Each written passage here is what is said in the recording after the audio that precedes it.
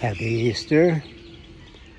I really just, even though I spent 2.5 years in Mexico, I just yesterday learned the Spanish greeting for Happy Easter, which is Feliz Pascua. Obviously relates to the word Paschal, the Paschal Lamb. I grew up real Catholic. And I'm going to sit here on this iron bench that says Veracruz. These benches were made in Puerto Veracruz, which is 2 hours from here, which I love a lot. And I tell the story of my relationship to Easter through my 79 years. This is not going to be a YouTube short. I did grow up real Catholic. My dad was not especially spiritual or religious that I knew, not that I knew much about him at all. He was pretty lost in alcohol and depression. My mom was definitely devout, not super religious, but definitely had a very tight relationship with God and very trusting. We went to church every Sunday. For me, going to church as an elementary school kid was mostly about seeing the girls. It's comforting to realize that some things haven't changed.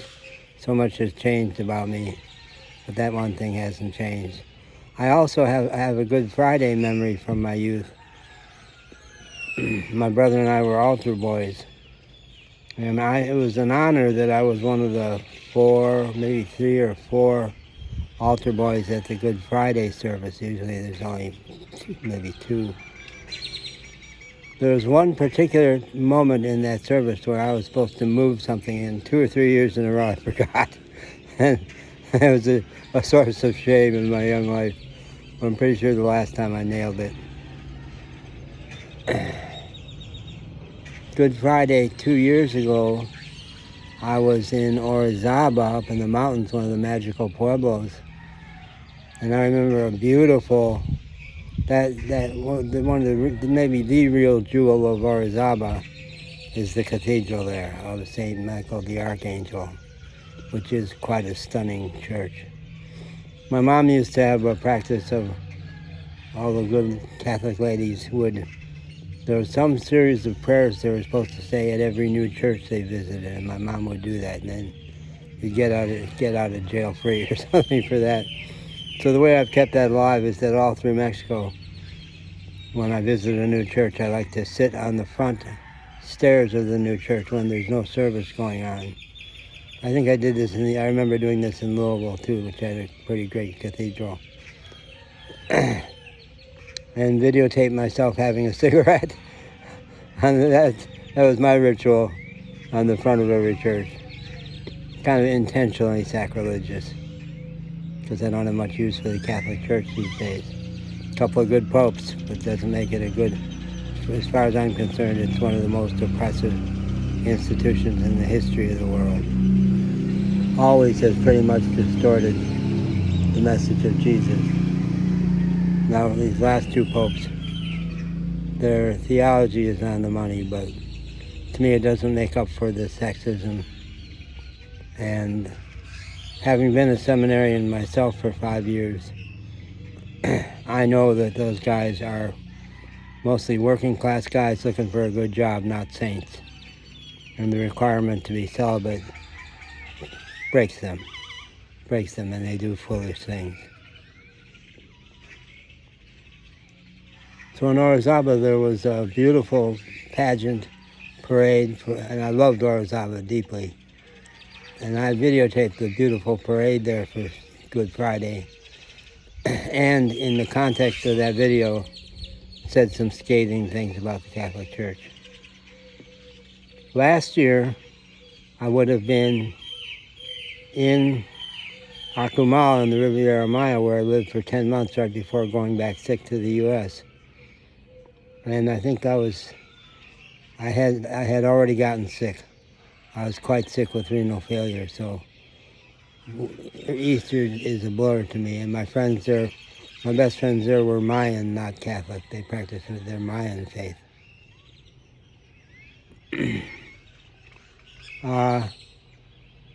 Easter, when my mom was alive, Easter was a good thing. Everybody would come to her house. Before and after my stepdad died, everybody would gather there, including my really wonderful stepbrother Dennis, his fabulous wife Barbara, and their beautiful kids. And my son, who was growing up with his mom in Louisville, Kentucky, would be with me for Easter break.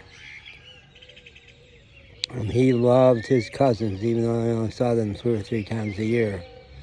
They had a great time together. And Barbara, what I especially remember Barbara, who had died young and tragically in an auto accident, was that when she would ask you how you were, she didn't want fine. She wanted to hear. She wanted to really hear. What a precious thing to actually mean it and to listen. After my mom died, I would go to my brother's house in Park Ridge in the northwest suburbs of Chicago. And he was a successful lawyer. And I loved his daughters very much. Laura and Milana, very much, very, very tight with them. But those meals, those celebrations, would be an awful lot about his brother-in-law bragging about his affluence and his new BMW, which he got every year. And the brother-in-law's wife, who I really loved, in her youth, she was so alive, so fresh, so creative. But being basically a kept wife, over the years she turned hard. And I detested those meals. It was an agonizing ritual. So when I moved to Louisville, Kentucky in '04, I was so glad to be free of having to celebrate with family. And there was another family in Louisville, in Asheville, North Carolina, who I got tight with. Johanna and Tom and their boys. And I loved Christmas and Easter with them. Now on my 6 years of travels after the COVID hit, on the road I had a terrible text exchange with Johanna, who had been a confidant for me and had loved my son and had met my daughter-in-law also. But when I was describing the to me, big tragedy of my life that my son had turned against me, her response, based on no real data, not really understanding, just being a middle-class judgmental person, she said, well, there was that whole long period where you were pretty much an asshole to him, which so enraged me and so misunderstood our relationship that I basically wrote her out of my life. So much so that when I was just back in Asheville for 9 months, I thought about contacting her a number of times, but never did. So on the road, I don't remember a family celebration for Easter. My first, right here, I'm in El Diamante, a little pueblo of 400 people, which was a very, very healing place for me, but it was in the summer. I had crossed over into Mexico on March 13th of 23, so I would have been in Victoria, the capital of Tamaulipas state, but I don't have much memory of Easter. Now this Easter, my closest friends and really family to me are in Vega de Alatorre, the neighboring city of 8,000 people, where I've been in an apartment for a month, a really lovely apartment, at an extraordinarily cheap rent, having been homeless a lot of my 9 months in Louisville, in Asheville. When I wasn't in a hospital or rehab center, much of the time I was homeless on the street or in one of 3 shelters where I spent time. But there's not much for me in Diamante these days. I come back because it's quieter and I have such beautiful memories here. But there's not much here for me anymore. The 2 restaurant servers who had brought Grandma O'Reilly's restaurant, which is my home base for 3 months, they really brought that place to life. Neither of them are there anymore.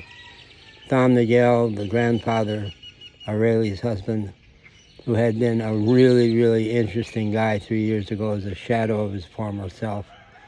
Since I've been down here for several weeks, I've speculated that he might be Alzheimer's, which it doesn't look like he is, but he just lost his fire entirely. So there's not much for me. I came down here yesterday to spend the night in the hotel because it's so beautiful, and the birds, the quiet overnight from my hotel room, and the birds in the morning were again fabulous last night. Now, much of the time I have the hotel to myself because they don't do much business, nor does the restaurant.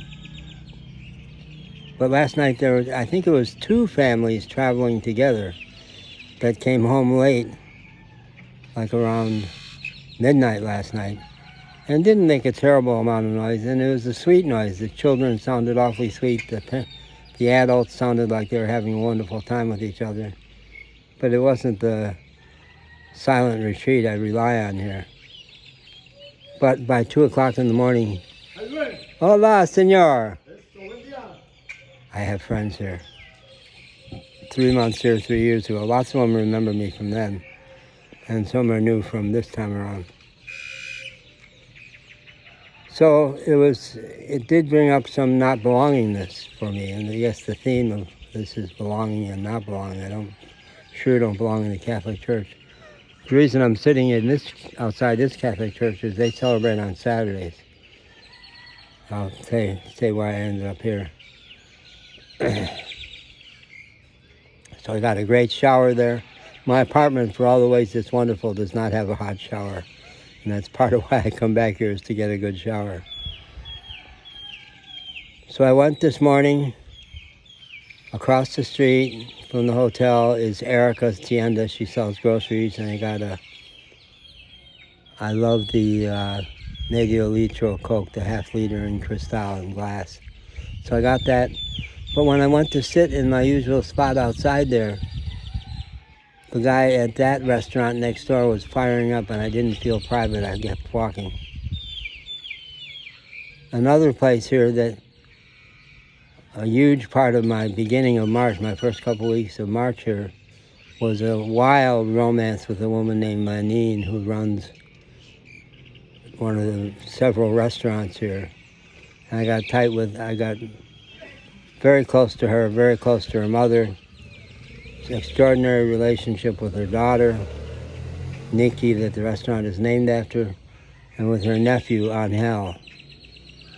But Lanine and I have broken up a long time past, like 3 weeks now, and had a nasty encounter through WhatsApp text messages yesterday.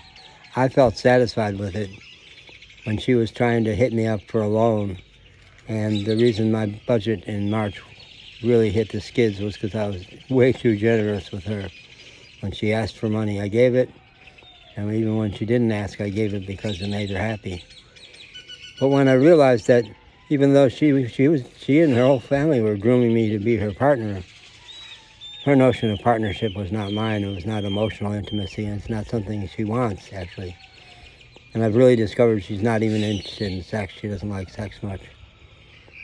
So when she very directly said, well, you could loan me the 3,000 pesos that I need this month, I said, no, I don't want to be your bank. And I think she'll give you a different story about why she got so mad, but I think that's why she got so mad, was she had lost the capacity to manipulate me. So I had gotten a meal from her mom 2 weeks ago that I didn't have money to pay for, so I owed that. I had to get by her restaurant. I brought the money by, they were open, and I got an encounter with Lanine, who even smiled at me as I gave her the money. So I don't know what that means even. So I was walking further down the street where there's a Pentecostal temple that I feared might be busy on Sunday, but when I saw it, I love to go there. It's a place where I often make a call to my friend Tom, which I probably will after I finish this. And it looked empty, so I started to sit down. I did sit down, but then it got clear they were setting up for church, and I had to move on. On my way there, I went by a donkey. Now, the donkeys, the burros of Veracruz, this area, particularly this area, is where I had my very strong encounters with burros. But now I do in Vega de Alatorre, too. There's several burros in my neighborhood. But on the way there, a burro who had not wanted to let me get close last time I went by did this time, and we had a gorgeous, gorgeous moment. With equine healing, I've had a lot of equine healing experiences in my life. And one here in Diamante 3 years ago with a burro living next door to the restaurant, staggeringly wonderful. But this was quite healing. And I just rubbed his head and rubbed his head. And when he went to give me a kiss with his lips, it scared me a little bit, and I pulled back. And he's obviously been hit because he's very skittish, very afraid of getting whacked. So we both had some healing. I went down to the Pentecostal temple, couldn't stay there, came back, had another session with him. Then down the street encountered my friend Gabrielle, who runs the grocery store, and ever since 3 years ago has been very effusive about friends for life. He really has adopted me, and today he had friends from Hidalgo, a city near Mexico City, which I never got to that area. And once again, he was showing me off as his wonderful friend from the U.S. And that was healing. It was healing. So I thought, I can't do the Pentecostal temple. I want to call Tom. I probably want to make a video. I think pretty much I've made an excessively long video. But I'm here outside the Catholic Church. How ironic that because there is no service at the Catholic Church, I can feel peaceful and safe here. And I do. So if this is useful for you, I don't know, Easter may not have been a big deal for you ever, except for chocolate and the bunny, Easter bunny. But it's been big for me. And this is a good one. At this point, finally, I feel resurrected. I don't know. It's the best word I can come up for. Bye-bye.